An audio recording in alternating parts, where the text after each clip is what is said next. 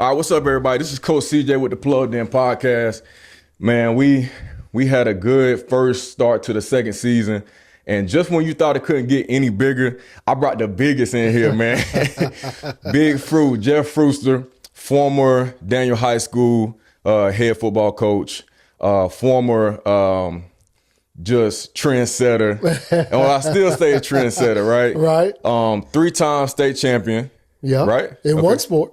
And once, okay. Oh, see how we gonna pop it. We already gonna pop it on here. That's what I like. You know. I like that. Sometimes energy. you just got to remind people. Sometimes you gotta let them know, right? Just a little bit. But all in all, man, just what I would also say about that is just a phenomenal coach, coach that I had the honor of being able to be coached by.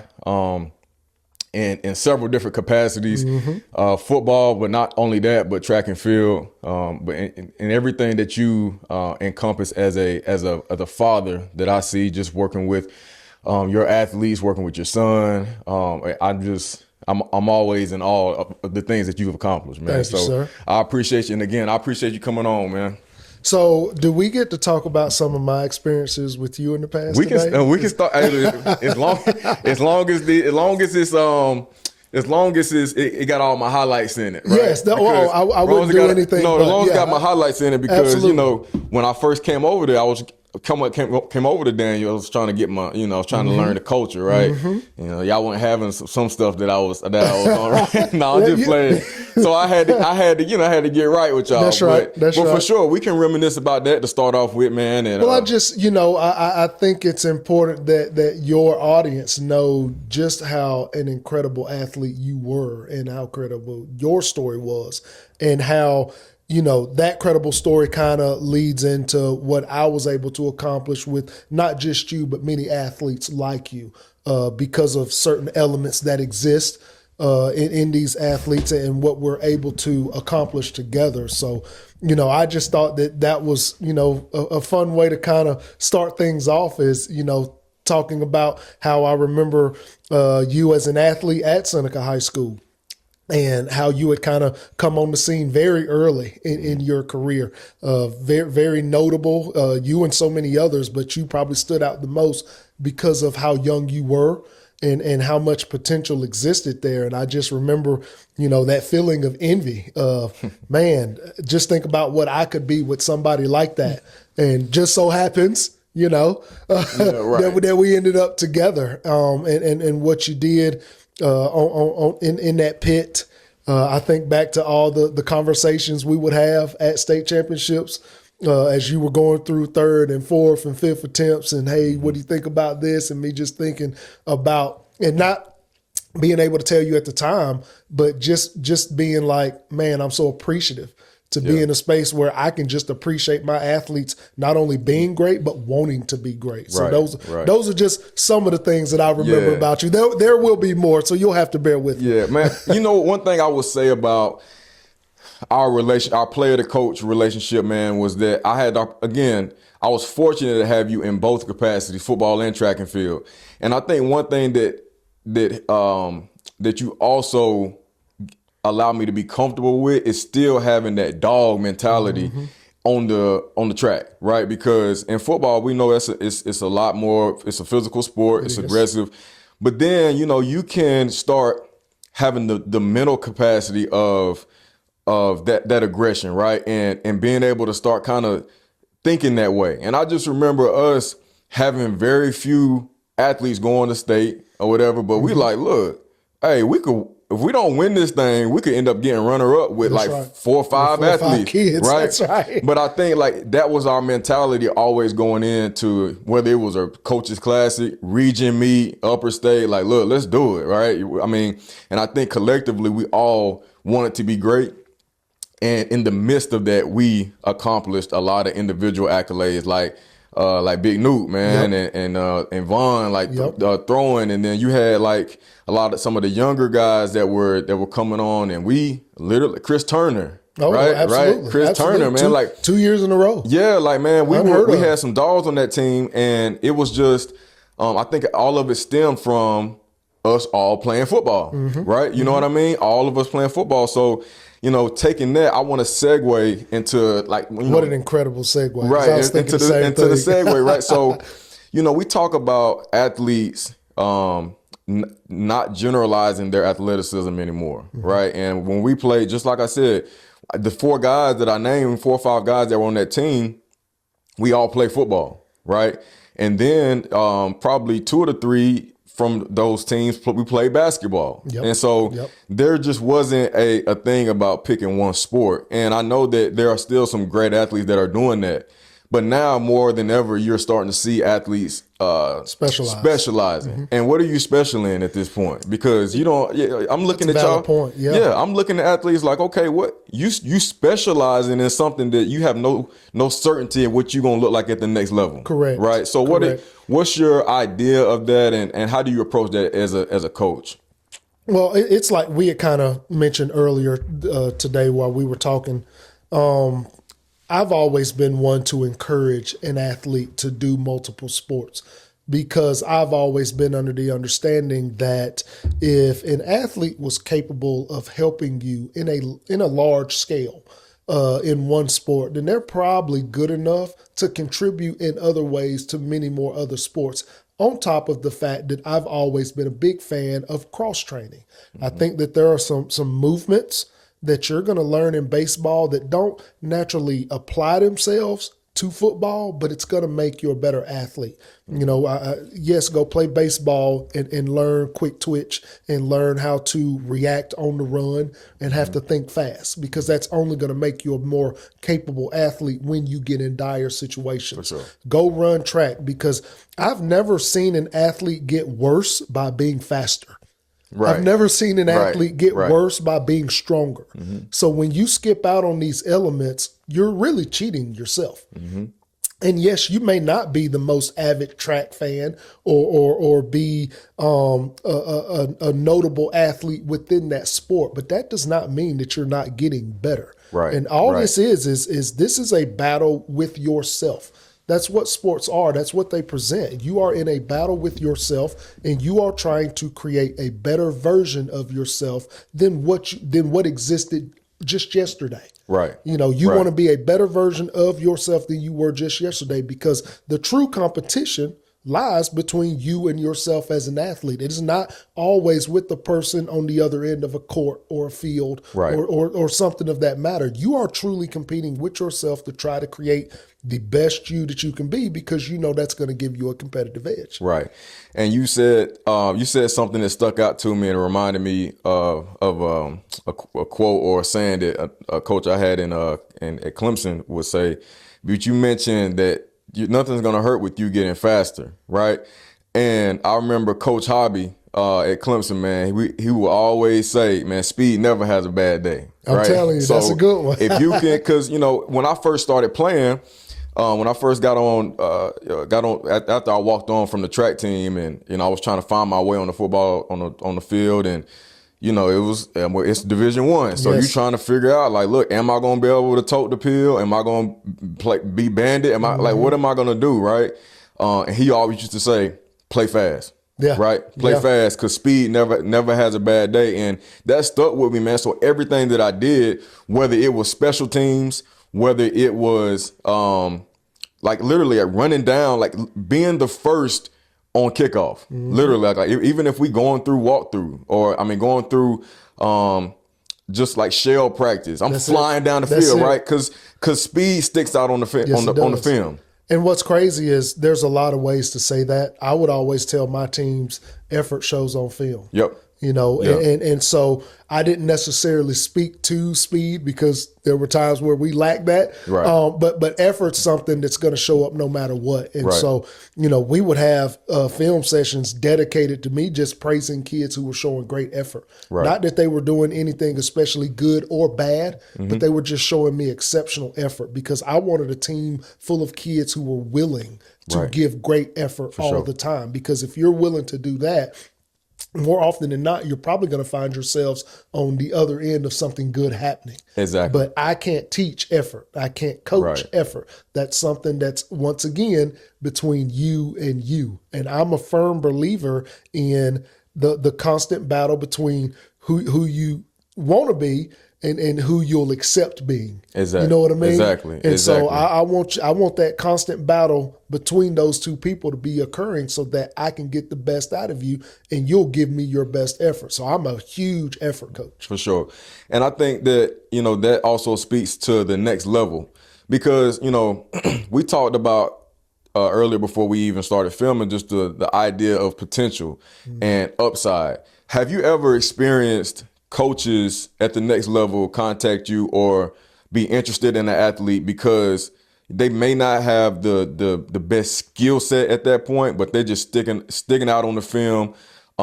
Big effort guy. They can tell that they're gonna grow into their body. Yeah. What's been your experiences with coaches at the next level coming to you for that? Well, I tell you, recruiting it's a multi-layered, faceted event that's ongoing.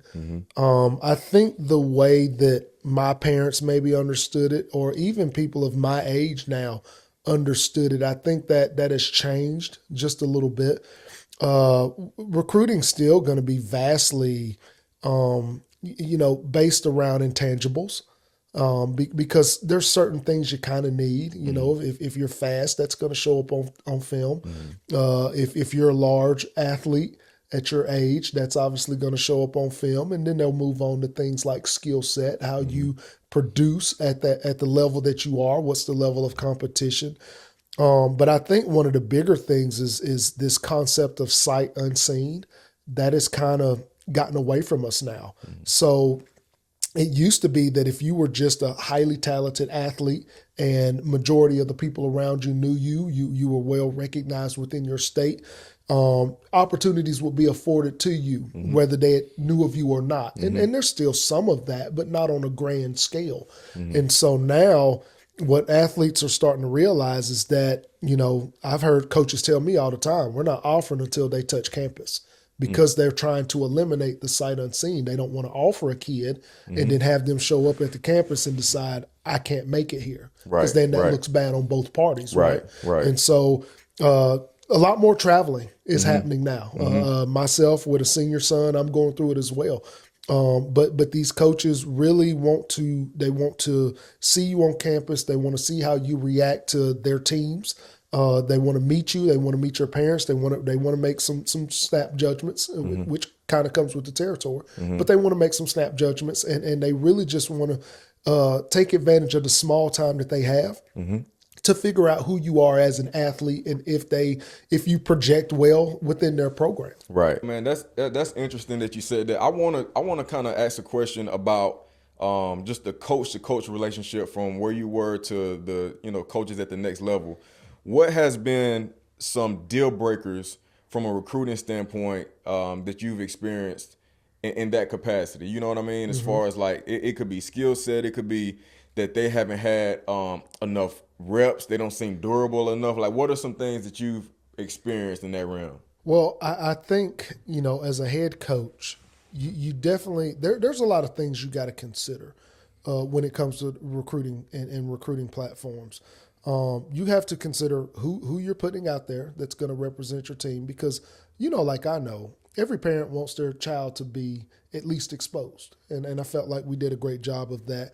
But not every athlete is going to be a college athlete per se. And what I've noticed that's come into play now more so than ever is the athlete's background. So now you have departments that are dedicated to looking at these kids' social media. And that's a new factor for us.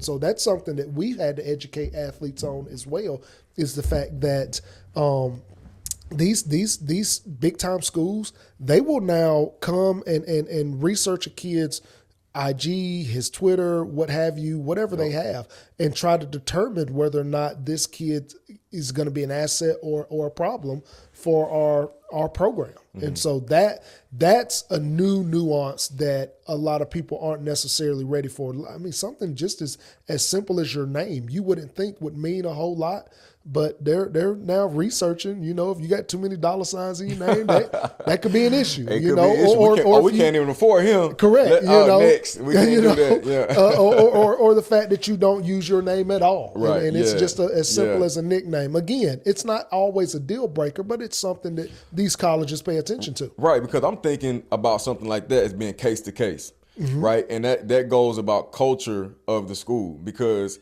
the culture that I come from Clemson, they may consider some things like that. It may not be the same with them boys across the street, which is true, across the way, or even more of your just kind of grungy like programs. You know what I mean? And nothing against the program, but they may like that. They may like that you're goal oriented. Correct. Probably what they say. And so, I think that speaks a lot about the culture of where you're looking to go, or who's interested in you, right? And good recruiters know. Good recruiters do a good job of knowing the background of the school, and knowing the caliber athlete that the school can produce. What's the character and culture of that school? Is that somebody that can help them win?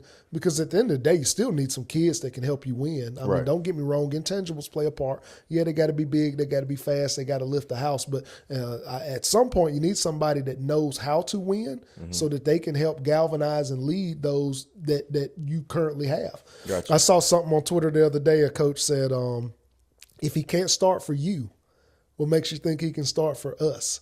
Right. And there's a lot of power in that. There's a lot of truth in that. Now, I don't think that's, the overarching theme for when it comes to recruiting, but you do have to be careful who you're putting in front of these schools and saying this is a capable athlete. That's a cross that all coaches have to go through. Yeah. And then also, putting your name on athletes. You know what I mean? Like some of my track athletes in the past, they desire to go to bigger schools, and I have relationships with these coaches at bigger schools. And so, when you start trying to go to bat for athletes who may not quite be ready, right. It devalues your sense of evaluation, or your sense of knowing capabilities, right? So sometimes I've as of recent, I've started to have more realistic conversations with my athletes and saying, look, this is where you're at right now. And I think I've had a good response, because now they can understand, all right, like if I'm in a position where I'm decent, or I'm above average in high school, this is about where I need to be at. And then if I'm at the elite status, this is what I need to consider. And then that's universal. Yes, right? It because is. then from a football standpoint, basketball, whatever, you're looking at opportunity, saying, okay, am I going to get to play? Number one? But if I do get to play, am I going to be in a position to where I'm going to be able to showcase my talent enough to be able to either one, hit that portal, right? Or two, continue to show like why I need to be on the playing field. And so, I think that's something that builds culture within your team too, is like the know-how. And I also want to kind of like transition into that about. Well, before you transition, go ahead, because you coach just as many kids as I do.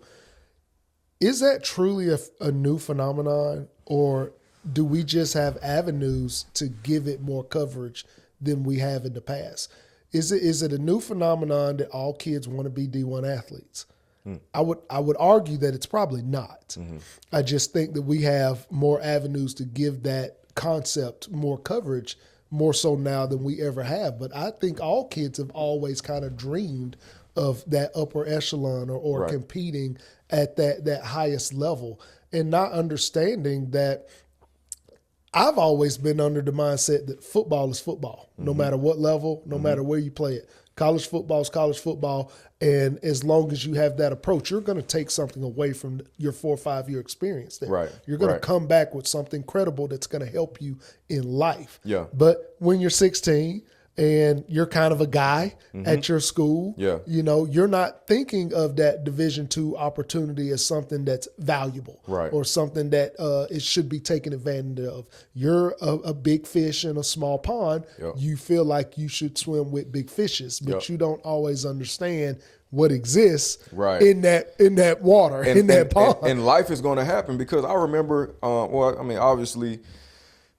I've grew up in this area, went to school in this area, and a part of my recruiting journey had a lot to do with sustainability, right? Being able to sustain my mental throughout different things. I feel like I was very mature in that regards, thinking about things like that. But I say that because, the things that I went through at Clemson, as far as first starting on the track team, man, it was just an acclimation period that I just couldn't get adjusted to, and I was jumping well, I was running well, but then things happened. Like I remember, like going before our indoor season really got started, we was getting ready to go to New York for the Armory games, and man, it was like something happened. Oh, my grandma died, right? Yep. And so I think me being away from this area would have taken me out because I needed that support. Yes. Right. Fast forward to when I got on the football team and I started doing my thing, earned a starting spot, and then all of a sudden just had some adversity, and it was like the world was crashing down on me, right? I needed them. I needed the support, and I think that goes into what I'm saying about choose an environment to where you think you can sustain and flourish, Yes. and have some type of support to be able to take you through that. Because, man, I don't care if you're the number one guy, you're gonna go through things. Absolutely. It's gonna make you either revert back or to try to find some comfort. So from a coaching standpoint, what I'm hearing from you is, and I say this to recruiters a lot as well, there are certain things that you can wholeheartedly explain about what the next couple of years might look like at my establishment. Yep. There's equally just as many things that are going to happen to you that I cannot foresee coming, and that I can never tell you to have a plan for. So a lot of a new college athlete's experience is acclimatization and getting used to, quote unquote, being on your own a little bit. Right. Having a support system, but not having it so close to you that it's constantly around. Right. And having to, quote unquote, grow up a little bit. But again, when you talk to these recruiters, they do a great job of explaining their program, things that they value as important for football or track or what have you. They'll do a great job of that, but do they always do a great job of saying, hey, listen, on a normal day, you're up at 7. You're in class at 8. You might get breakfast, you might not. When you get to lunch at 12, mess hall is packed. Yep. These are not negatives, but they're not selling points either. Right. They're not selling, hey, just so you know, English Hall is a good half a mile from your dorm. Yep. And if you miss that, you probably getting ready to have a bad day. You know what I'm saying? Right. You probably getting ready to have a bad day. And it happens very frequently. Yes. When you're sitting there with that recruiter, he's not telling you that. Right. Yeah. But that's a normal day. That's something you need to know, whether they feel like that's important or not. For sure.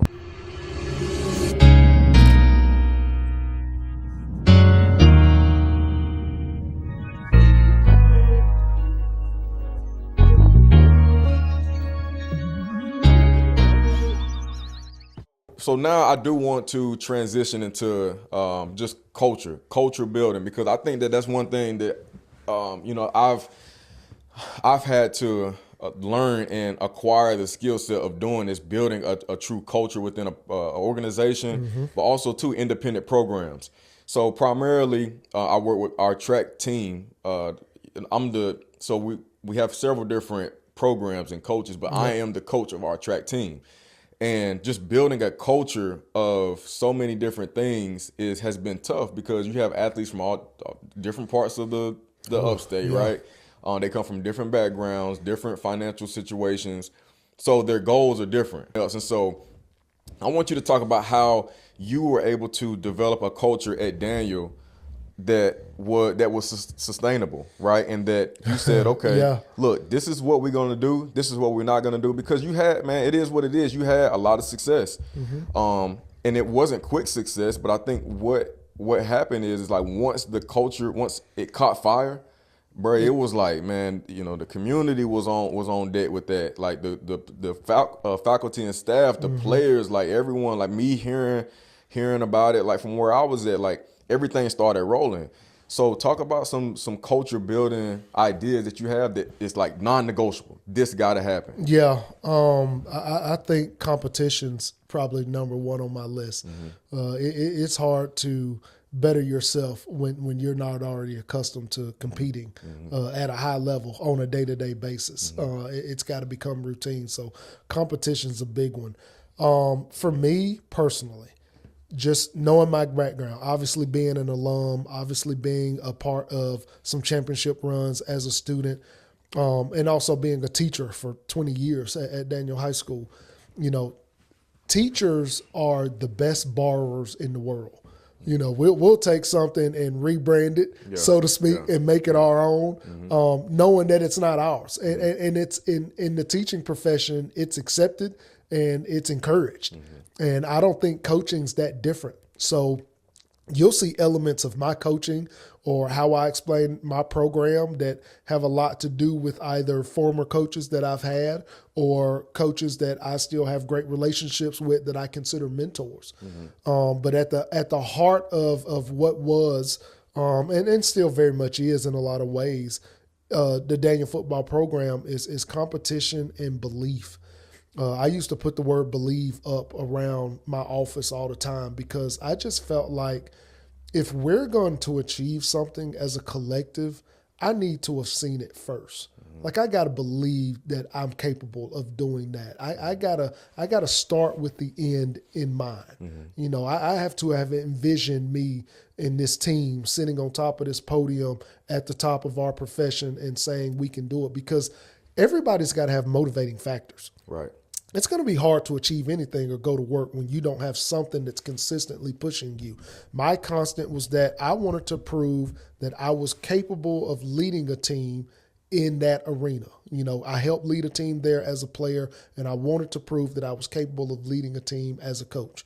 Had done that with track and wanted to do that again with football, but that was just constant belief in my abilities. I thought that was something that I could do. All right. I'm going to ask the question that a lot of people want to know. You talk about leading a team, right? Will you lead a team again? Hard to say.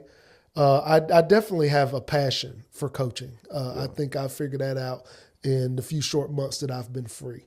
But I definitely have a passion for coaching. But for me personally, I needed to incorporate family a little more than I did. And so being able to be free enough to enjoy my son's senior year without many obstacles, honestly, and thinking about his college experience because I know he wants one, and being free enough to still be a dad and an effective coach. Because the one thing I know about me is that I love to be immersed.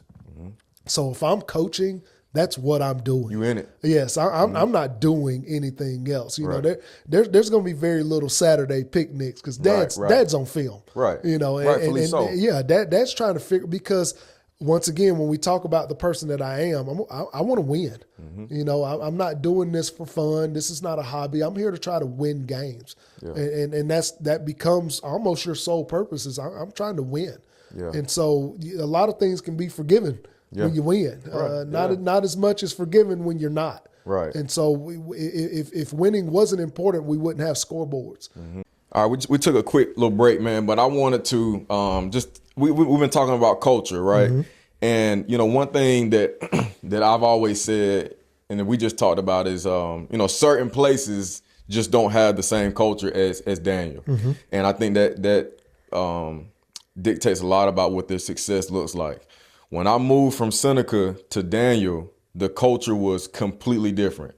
There was a expectation of greatness, right? But I think that it was what I've seen and what I've started to implement within my program is your leaders got to be the ones making plays, right? Yes. And so we've always said that even when I was at Clemson, I remember me and Tay Scott were talking. We were like, look, man, we got leaders on the team who ain't really making no plays. That's really and so nobody really going. It's not believable, right? You got some people that's standing up, they hoorahing. They're like, bro, you ain't even like come on. That's like that maybe faith if he without said works, that, right? if he said that, then I would believe it, right? Yep. But one thing that I always, and I tell people this all the time, when we used to do we used to do 350s, right? Around that old practice field, man. Yep. But one of the first people that would always finish was Newt, Yeah. right? And so if it wasn't him, it was probably, me or Tony or whoever it was, and the leaders on the team.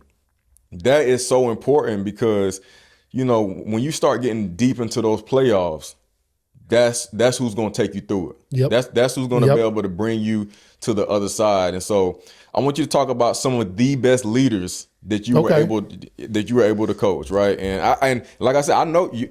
You don't say my name, I'm cool. I wouldn't know. I wasn't that guy. I wasn't the guy. I was a leader in my own regards, right? Something else, but like.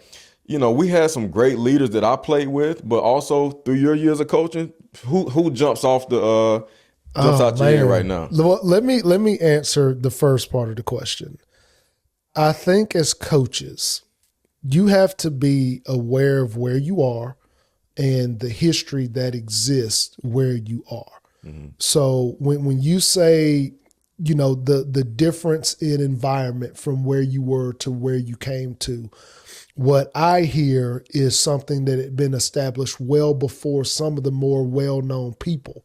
Again, Daniel Football, for example, has only had 6-7 coaches in existence. And so that kind of dominance and winning culture started well before I was ever even a thought. You know what I mean? Mm-hmm. And it was it was traditional. It was carried through by every coach that followed suit. Once one title was won, it became the next coach's job to figure out if he could do the same thing. Mm-hmm. And so when you exist at a place where that culture doesn't already exist, then you got to find something that galvanizes those kids. You got to find something that community holds very important to them, that they know has been passed down through generations. So if I find myself at a school that doesn't have a state title, they still have something that's very important to them within that community that's been passed down from generation to generation that I can piggyback off of and say, this is how we're going to be. We're going to have the heartbeat of this community through this concept. Yeah. But you got to find something that galvanizes these kids. Now, when you say leadership has become so much more important because you realize that these kids not only have certain people that they will listen to, they more often than not have kids that they're waiting for to do something special. And you're going to see that on no matter what the team, no matter the sport.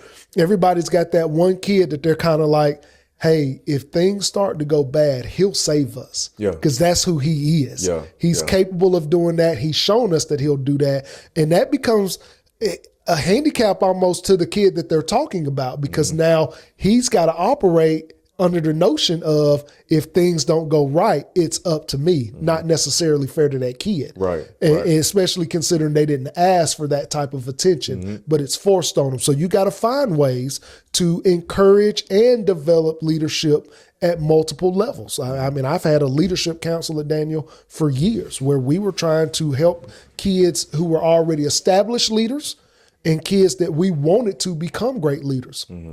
And just kind of give them some tactics, give them some extra time outside of practice to not only let them know how important they were to the team and to the community, but how to, quote unquote, go about doing their business so that when they were saying something, it was relevant. I would tell my leaders all the time, just because you speak out doesn't mean you have to be right all the time. Right. You just have to be willing. Right. And to me, football's always been a sport about the willing. The willing normally win.